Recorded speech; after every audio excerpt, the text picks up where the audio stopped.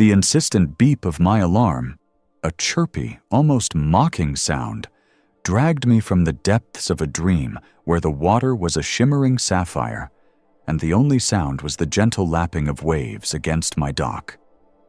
Reality, however, was a jarring intrusion, a dissonant chord in the symphony of my lakeside existence. Sunlight, usually a welcome guest, now felt like an interrogation, illuminating the gnawing unease that had settled in my gut like a stone. My name is Evelyn Reed, and for the past 20 years, this lake, this sliver of paradise I call home, has been my sanctuary. The weathered clapboard cottage, nestled amongst whispering pines on the western shore, was more than just a house. It was a repository of memories, a testament to a life lived deliberately away from the clamor of the city. The lake itself, a broad expanse of cool, clear water, was the pulsing heart of it all. I'd spent countless hours on its surface, either in my trusty kayak, feeling the rhythmic pull of the paddle, or simply gazing at its ever-changing moods from my porch swing. It was a place of profound peace, a balm for the weary soul. But lately, the peace had been fractured. The first hint of disruption had been subtle, a murmur in the wind that spoke of change. Then came the whispers, the hushed conversations at the general store, the furtive glances exchanged when I walked past the newly erected signs plastered with the acronym that had become synonymous with my encroaching dread. HOA. The Lakeview Estates Homeowners Association, a benevolent entity, they'd claimed, formed to protect property values and enhance community living. I'd scoffed at the notion then, a solitary homeowner with no desire for committee meetings and enforced landscaping regulations. My cottage, with its wild roses climbing the porch railings and the slightly overgrown path leading to the water's edge, was a deliberate rebellion against manicured conformity. I valued my autonomy, the freedom to let nature dictate the aesthetic of my little corner of the world. The real trouble, however, began about 6 months ago. It started with the surveyors. Men in bright vests, armed with tripods and measuring tapes, meticulously marking lines along what I considered my shore. I'd watch them from my kitchen window, a knot of apprehension tightening in my chest. When I'd approached them, my voice tinged with the politeness I usually reserved for unexpected guests, their answers were vague, evasive. "Just routine surveys, ma'am," one of them had mumbled, not meeting my eyes. "For upcoming community improvements." "Community improvements?"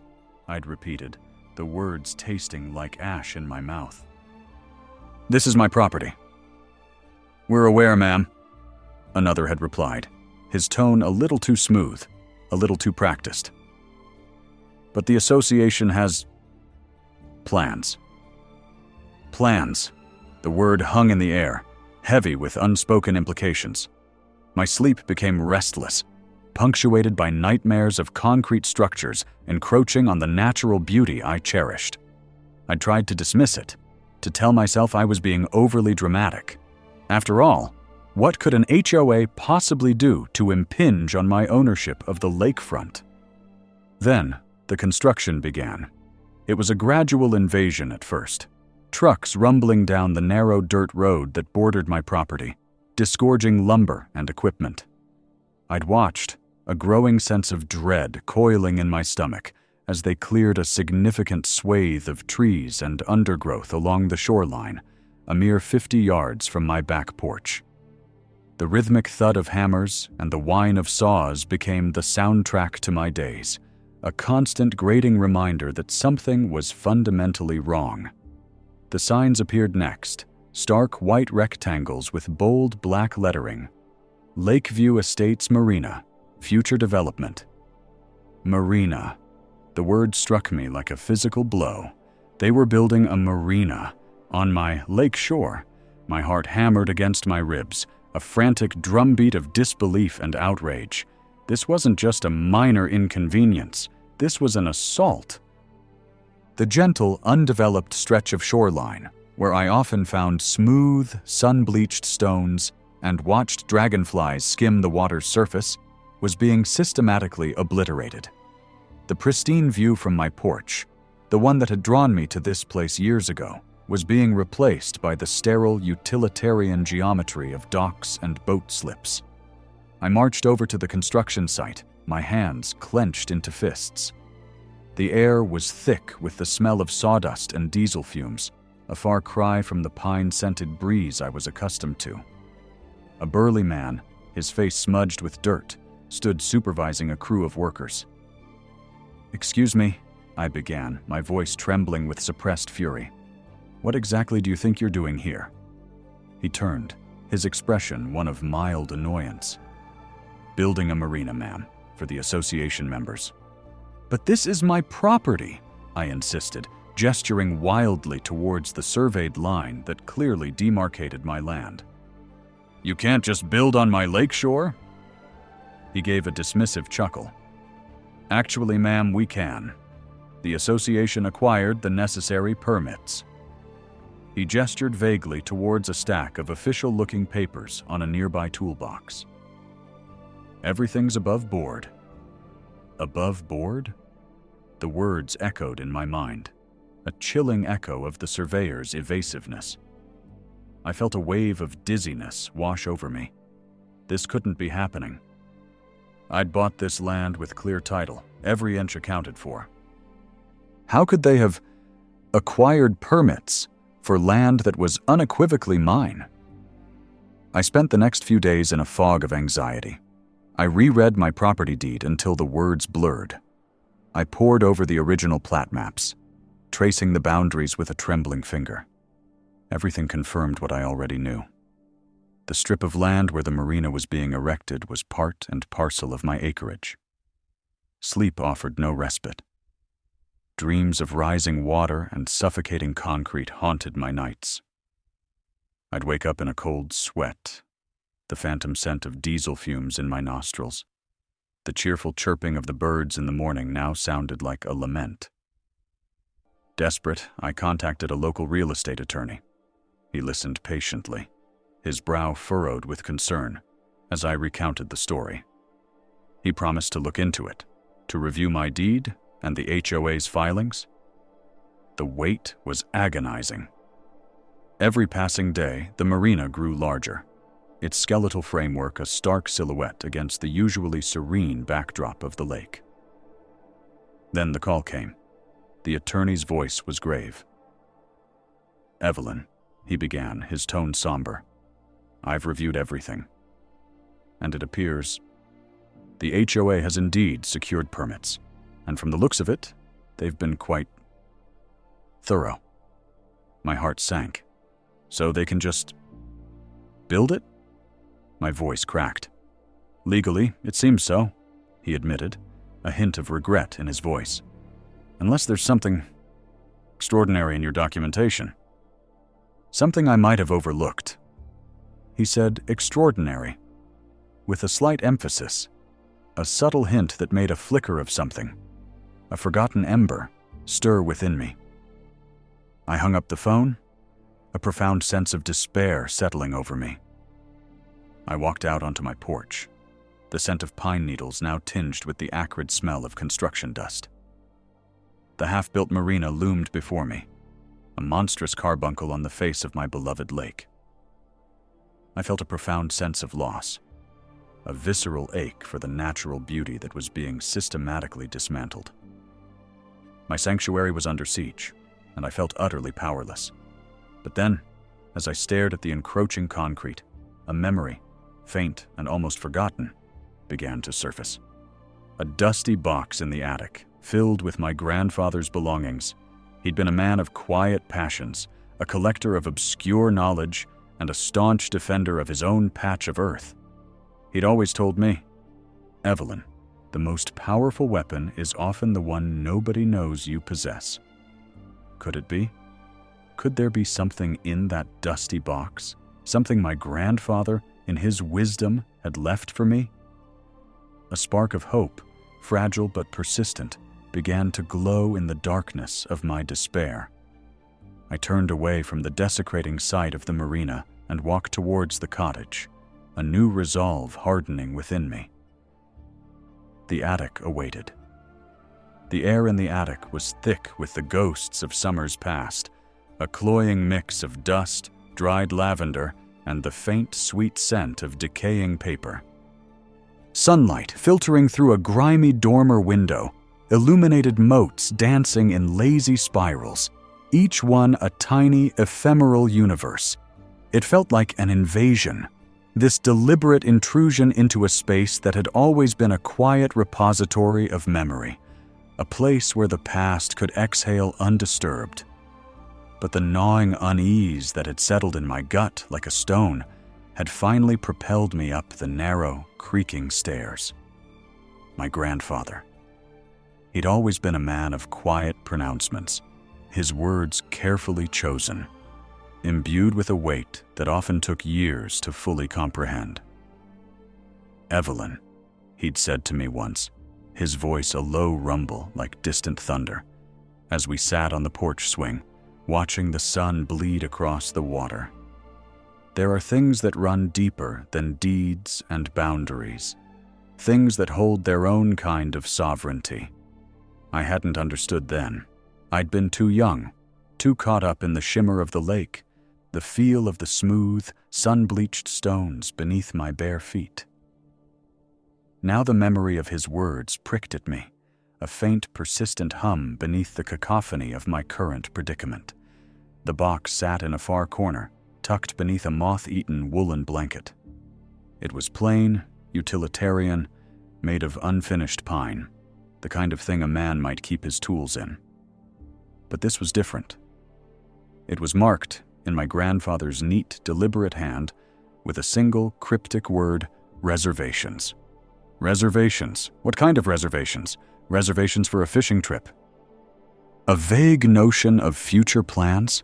It felt too deliberate, too weighty for such mundane interpretations. I knelt, the rough wood scraping against my jeans, and lifted the lid.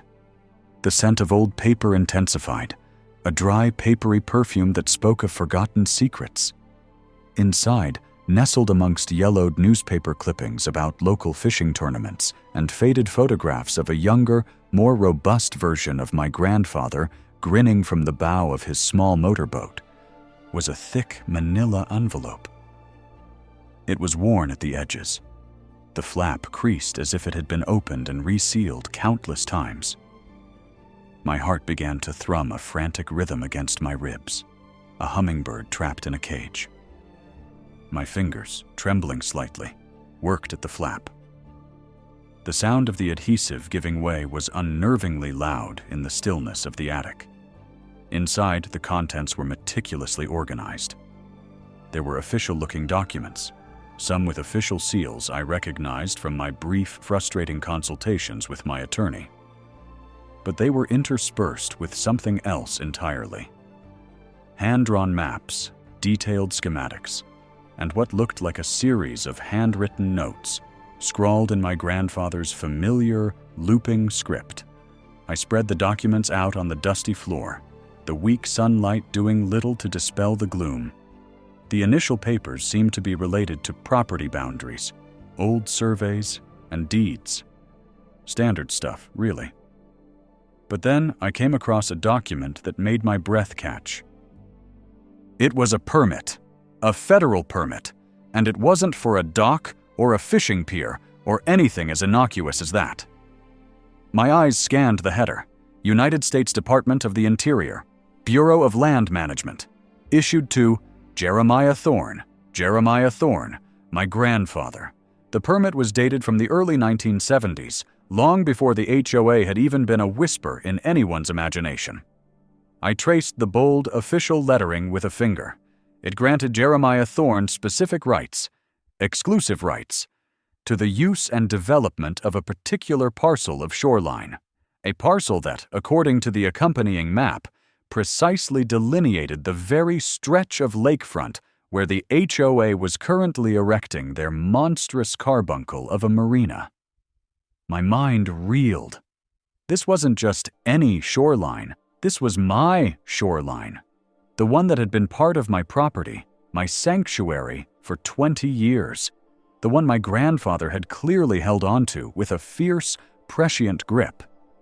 But it was the permit stipulations, tucked away in the fine print, that truly stopped me. They were clear, unambiguous. The permit granted exclusive rights to riparian use, including the construction of structures for private watercraft access, provided that no other commercial or public marina facilities were subsequently permitted or constructed within a designated radius. The radius, clearly marked on the map, encompassed the entirety of the Lakeview Estates waterfront, including the section currently under assault. And then I saw it. The critical clause, the one that felt like a lightning strike. The permit explicitly stated that the issuance of any subsequent federal or state permits for commercial or public marina operations within the designated radius would be null and void, automatically revoked by the existence of this prior, exclusive permit. It was a trump card, a legal ace hidden in the dusty deck of time. The permit wasn't just a document, it was a declaration. A statement of ownership that superseded any claim the HOA or anyone else might have. It was a quiet, powerful assertion of sovereignty, just as my grandfather had hinted. I looked at the 3 words that sealed the HOA's fate. They weren't spoken, not shouted, not even written in bold type.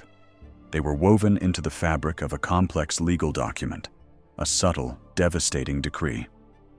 Prior exclusive riparian use. 3 simple words, buried in a federal permit, that effectively revoked the HOA's entire project. A laugh, shaky and disbelieving, bubbled up from my chest. It was a strange, almost hysterical sound, echoing in the dusty attic. All this time, I'd felt so utterly powerless, so blindsided by their arrogance. I'd paced my porch, watched the skeletal framework of their docks rise from the water, smelled the acrid scent of construction dust on the breeze, and felt a despair so profound it had threatened to drown me. And all the while, this legacy, this quiet rebellion, had been waiting. My grandfather hadn't just loved the lake. He'd understood its fundamental nature. He'd known that some things, some rights, ran deeper than concrete and community covenants.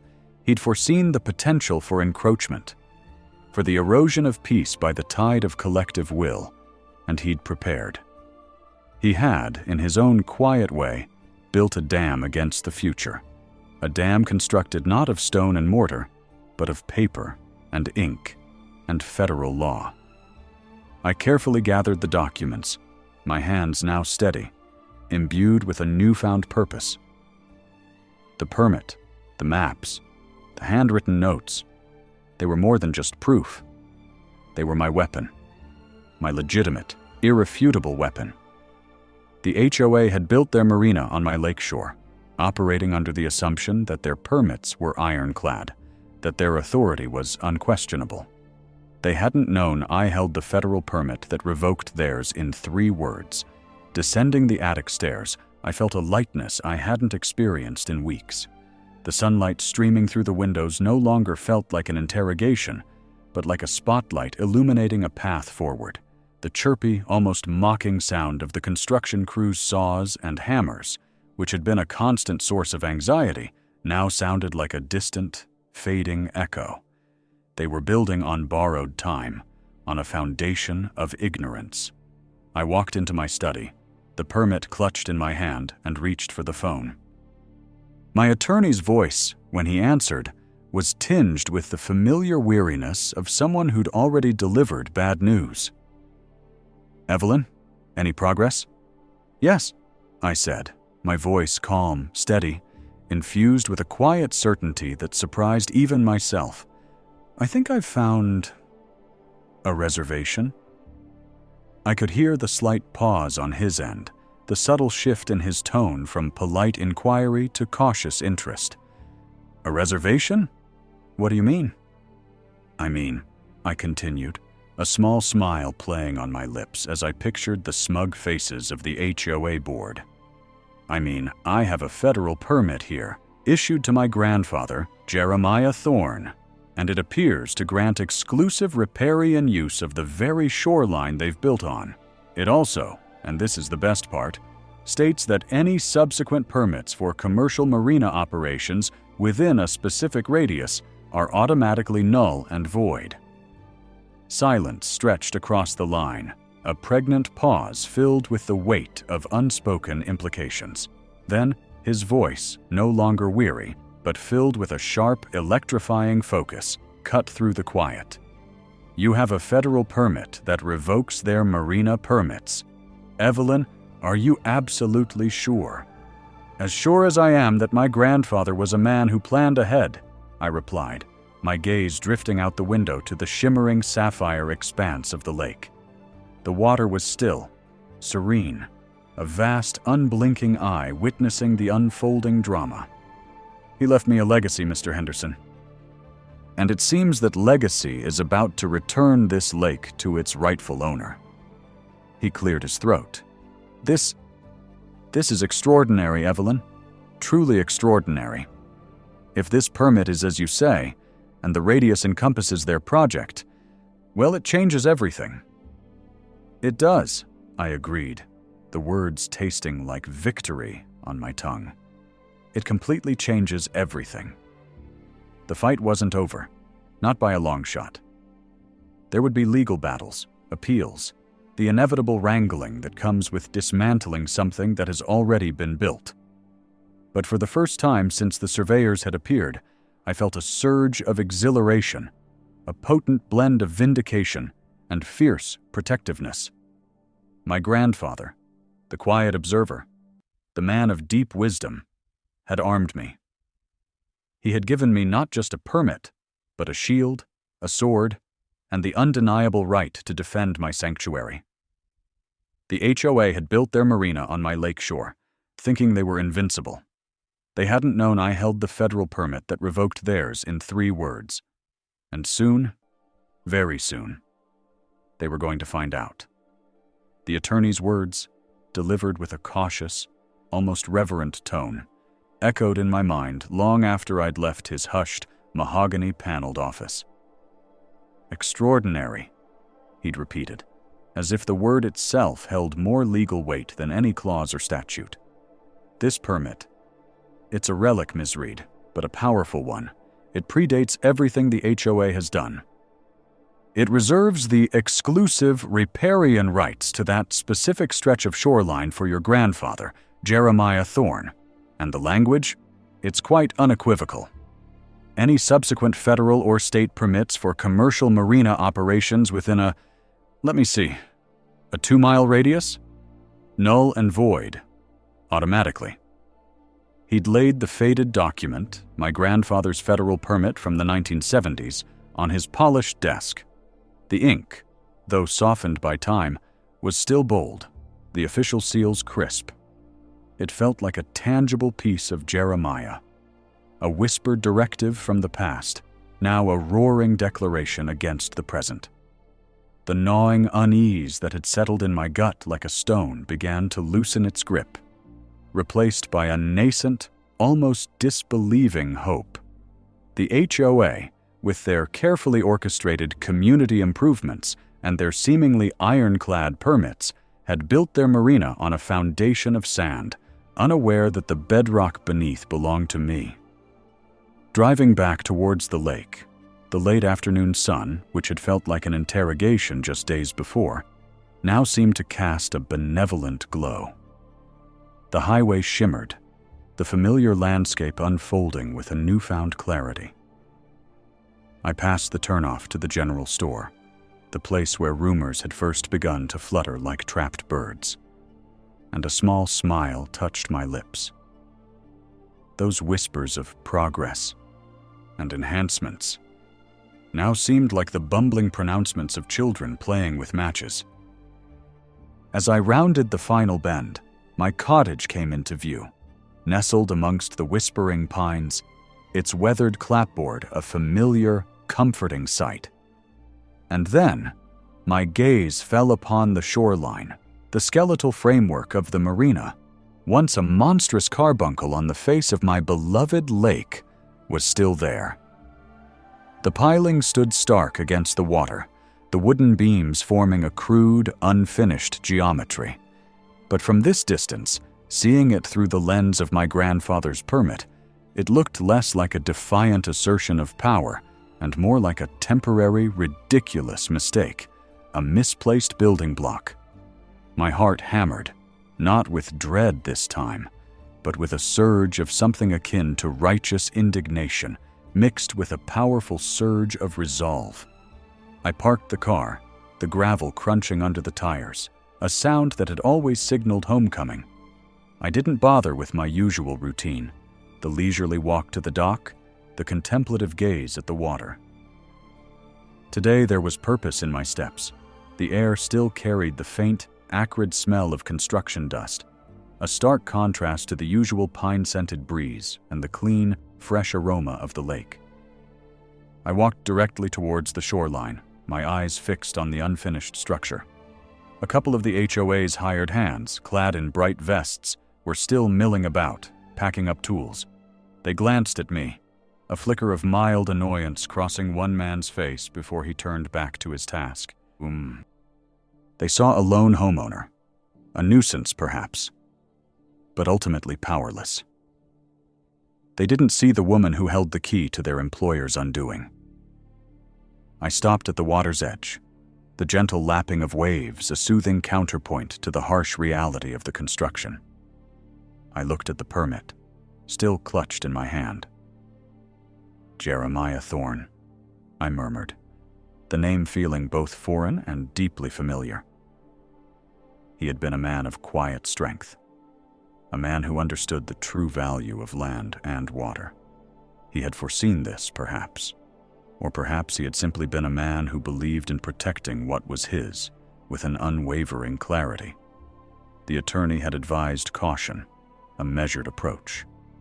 We need to present this formally, Ms. Reed. A cease and desist, followed by a formal legal challenge if necessary. We can't just storm the gates, so to speak. But the thought of waiting, of allowing this infringement to continue for another day, felt like a betrayal of everything my grandfather had stood for. That evening, as the sun dipped below the horizon, painting the sky in hues of orange and violet, I sat on my porch, the permit spread out on the small, weathered table before me. The wild roses climbing the railings seemed to nod in approval. The lake, my shimmering sapphire, reflected the dying light, its surface calm, serene, utterly indifferent to the petty squabbles of men. But I knew its true nature. I knew its depth, its power, its quiet resilience. I picked up my phone, my fingers hovering over the familiar number of the HOA president, a man named Sterling, whose smooth pronouncements had always felt like a thinly veiled attempt to mask a deep-seated insecurity. He was the face of the HOA, the one who had assured me, with a patronizing smile, that everything was above board. Well, Sterling, I thought, it's time to get a little dirt under your fingernails. I didn't call him. Not yet. The attorney was right, in a way. There was a certain satisfaction to be had in the methodical dismantling of their grand plans. I needed to prepare. I needed to be ready for the inevitable backlash, the indignant sputtering, the legal machinations that would follow. Instead, I wrote a letter. A formal, meticulously worded letter, drafted with the aid of my attorney, but infused with my own quiet fury. It wasn't a plea or a complaint. It was a declaration. It stated in no uncertain terms that the construction of the marina on the shoreline adjacent to my property was in direct violation of federal law, specifically referencing permit number 73B421, issued to Jeremiah Thorne on June 14, 1976. It detailed the exclusive riparian rights granted by that permit and cited the clause that rendered any subsequent commercial marina permits in the vicinity null and void. It demanded an immediate cessation of all construction and a full dismantling of the existing structure. I sealed the envelope, addressed it to Sterling and the entire HOA board, and then added a second, smaller envelope, addressed to the regional office of the Army Corps of Engineers, the issuing body of my grandfather's permit. This one contained a certified copy of the permit itself, along with a brief factual summary of the situation and a request for their immediate review and enforcement. The word "revokes" had been the attorney's, but as I held the sealed envelopes ready to mail them, I felt a different word settle into my core. Restores. My grandfather's permit didn't just revoke the HOAs. It restored the natural order. It restored my peace. It restored my sanctuary. The next morning I walked to the mailbox, the crisp autumn air biting at my cheeks. The envelopes felt heavy in my hand, weighty with history and the promise of a reclaimed future. As I dropped them into the metal slot, I heard a distant sound, the revving of an engine, the unmistakable thud of construction work resuming. They were still at it, oblivious, arrogant. A small, grim smile played on my lips. Let them work. Let them build. Let them believe they were still in control. The days of their unchecked dominion were numbered. The lake, my lake, had a guardian now, one whose voice, though silent for decades, spoke with the unwavering authority of federal law. And that authority, I knew, was about to deliver its verdict. The marina and the HOA's presumption would be washed away, not by a flood, but by the quiet, undeniable power of three simple words: exclusive riparian rights. The legal battle would be arduous, I knew. There would be lawyers, hearings, and likely a great deal of indignant bluster from Sterling and his ilk. But the foundation of our conflict had shifted, irrevocably. They had built their marina on my lakeshore, assured of their legality. They had no idea that the permit they'd unknowingly violated was still very much alive, a sleeping giant awakened by my grandfather's foresight and my own determined search. And now, armed with that ancient document, I was ready to face them, not as a victim, but as the rightful owner, the protector of my own piece of paradise. The letter, crisp and official, had been sent. It sat in my mailbox, a physical manifestation of the legal gauntlet I'd thrown down. 3 words, scribbled in the margin of my grandfather's permit, had been enough to ignite a firestorm. Exclusive riparian rights.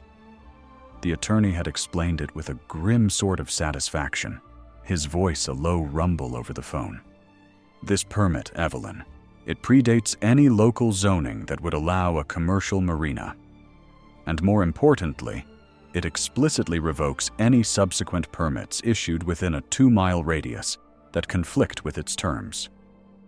The Army Corps of Engineers doesn't take kindly to their federal permits being overridden by local shenanigans. They'll have to honor this? The words felt like a shield, a weapon forged in the quiet wisdom of a man long gone.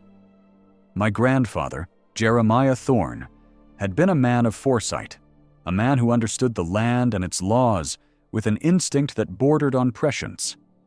He'd loved this lake, the same way I did, and he'd clearly seen the potential for its exploitation, even back in the 70s. The reservations box, tucked away in the dusty recesses of the attic, had been a treasure trove, not of trinkets and old photographs, but of power. For days I'd waited. The silence from the HOA was deafening, more unnerving than any angry phone call or veiled threat. It was the silence of a system grappling with an unexpected, inconvenient truth. The construction, which had been a blaring, jarring intrusion on my peace, had abruptly ceased. The skeletal framework of the marina, a stark silhouette against the sky, stood unfinished, a monument to their hubris and my grandfather's enduring legacy. The air, once thick with the smell of sawdust and diesel fumes, had slowly begun to reclaim its pine-scented purity. The lake, my shimmering sapphire, seemed to breathe a sigh of relief. My attorney, Mr. Henderson, called every few days, his voice a steady anchor in the swirling uncertainty. They're consulting their legal counsel, Evelyn. This isn't something they can just brush aside. The Army Corps is taking it seriously. They've requested copies of the permit and your grandfather's original deed. They're conducting their own review. Each update, though cautious, fueled the ember of hope that had begun to glow within me. The gnawing unease that had settled in my gut like a stone had begun to loosen its grip, replaced by a quiet, potent resolve. Then, a week after the letter was sent, it came. Not an email, not a phone call, but a formal embossed envelope bearing the insignia of the Lakeview Estates Homeowners Association. My hands trembled as I slid it open. The paper was thick, the typeface severe. It was a cease and desist order, a demand that I immediately halt any further action related to the Marina, citing my unsubstantiated claims and interference with community development. They still didn't get it. They still thought I was just a disgruntled homeowner, a fly in their ointment. A humorless laugh escaped my lips. Unsubstantiated? Interference? They were building a commercial enterprise on land that, by federal decree, was mine to control. They had bulldozed their way through due process, assuming their local permits and the weight of their collective membership would be enough. They had underestimated the power of a single, forgotten document and the fierce protectiveness of a granddaughter. I reread their letter, a smug satisfaction spreading through me. It was a desperate, flailing attempt to reassert control, a testament to their growing panic. They were trying to intimidate me, to make me doubt myself, to make me believe I was out of my depth. But I wasn't. I had Jeremiah Thorne's permit, and I had Mr. Henderson, who was already drafting a scathing reply detailing the precise legal ramifications of their continued interference. The next few days were a tense dance. The HOA sent a representative, a man in a crisp polo shirt with a forced smile, to my door. He spoke of compromise, of shared community interests. He suggested a resolution that would involve me selling my riparian rights to the HOA for a sum he vaguely alluded to as generous compensation. His words tasted like ash in my mouth. My sanctuary wasn't for sale. My peace wasn't a commodity to be bartered. My grandfather's permit is legally binding, I told him, my voice steady, unwavering. It grants me exclusive rights.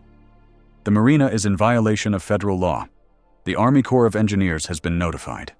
His smile faltered. Ms. Reed, we have all the necessary permits. This is a matter of local ordinance and community agreement. A federal permit from 50 years ago. It's unlikely to hold up against current regulations. Unlikely?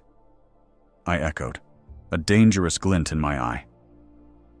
My attorney assures me it's more than likely. It's a certainty. The Army Corps doesn't issue permits that can be so easily circumvented. They value their authority, Mr. Thompson, he supplied, his tone hardening. Mr. Thompson, they value their authority. And this permit is proof that their authority was exercised here first. Any permits issued since, for commercial purposes that directly conflict with these exclusive rights, are null and void. That's what the document clearly states. I kept my gaze locked on his, refusing to flinch. The sun, which had felt like an interrogation light just weeks before, now felt like a warm affirmation, illuminating the truth. He shifted his weight, his forced cheerfulness evaporating. We will, of course, pursue all avenues to protect our members' interests. As will I replied, the words hanging in the air, heavy with unspoken implications. He left then, his stride less confident, his shoulders hunched. I watched him walk back towards the cacophony of unfinished construction, a knot of dread still present, but now intertwined with a surging tide of triumph. The following Monday, a notification arrived from the Army Corps of Engineers. It was official, stark, and to the point.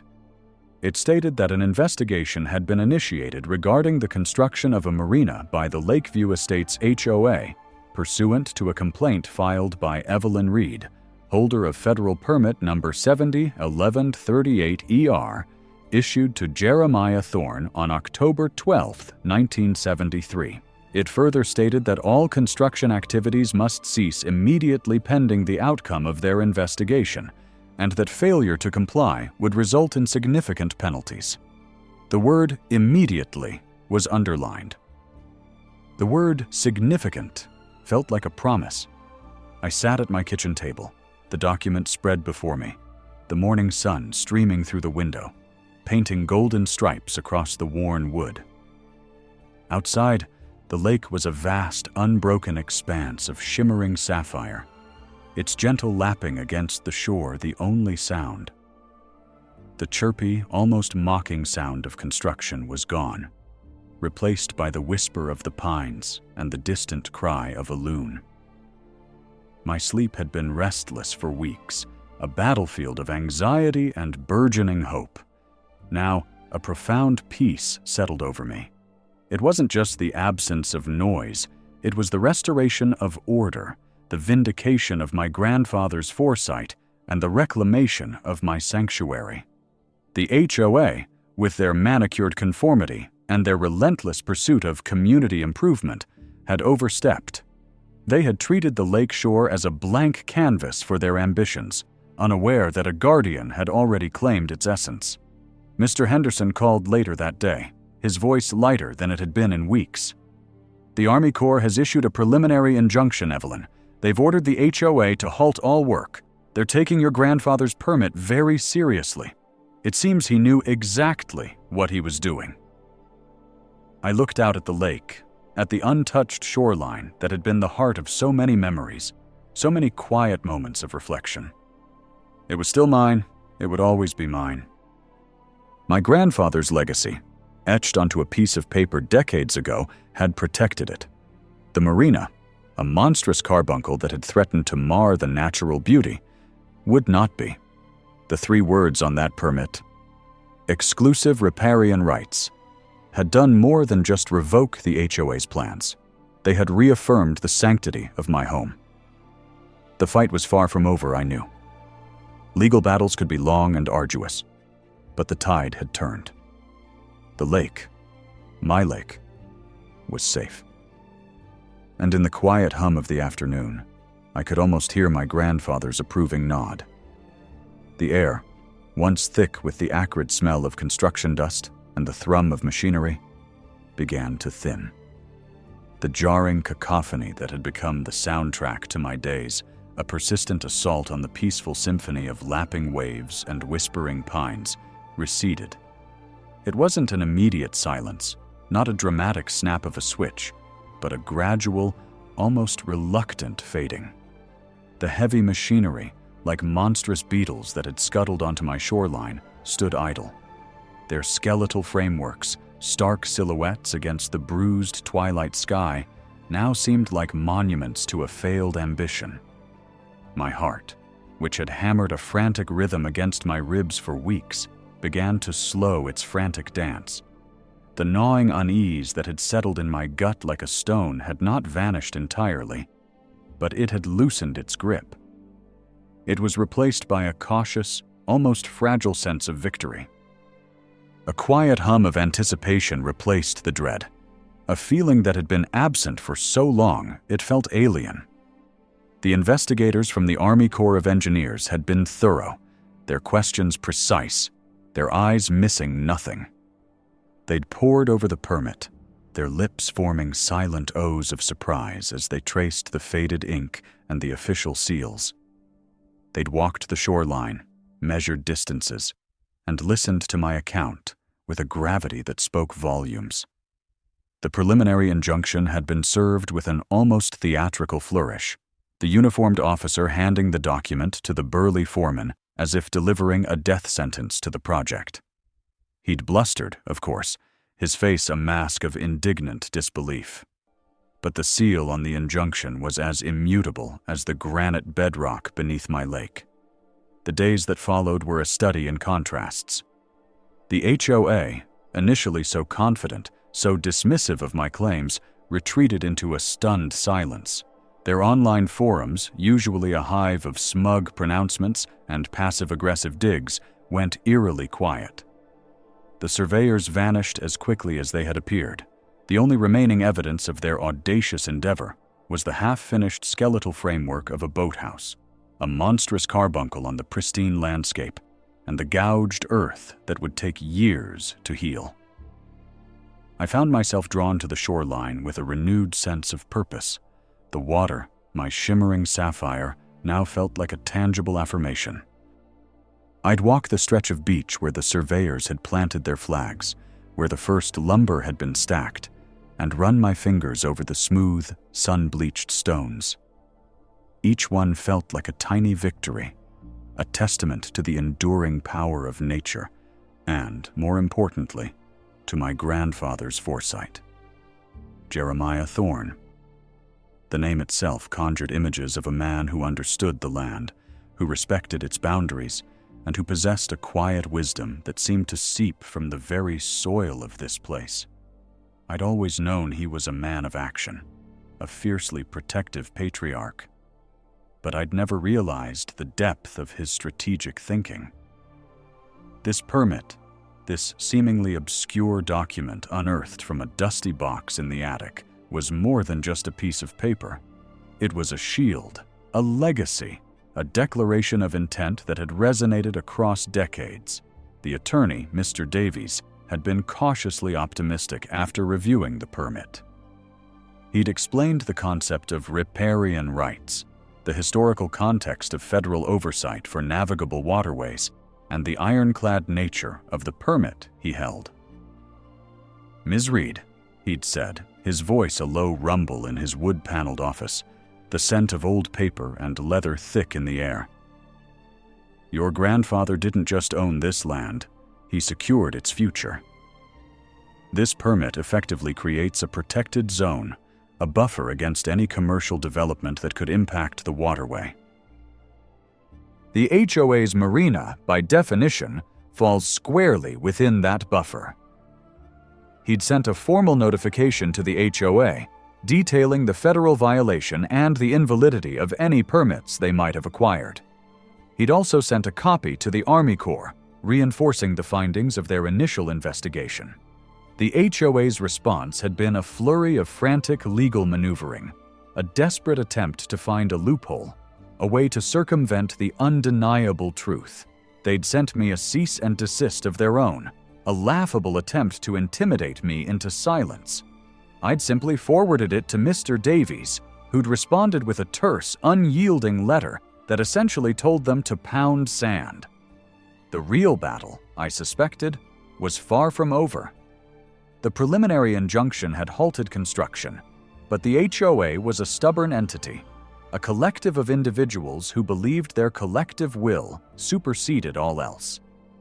They wouldn't simply pack up and go home. They'd likely try to challenge the validity of the permit, to argue its age, to claim some obscure legal precedent. But the permit was clear.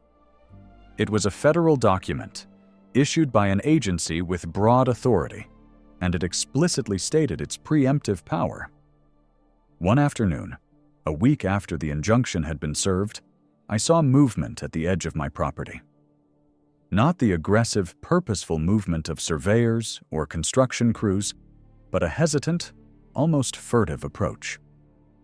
It was a man, dressed in the HOA's familiar pastel polo shirt, carrying a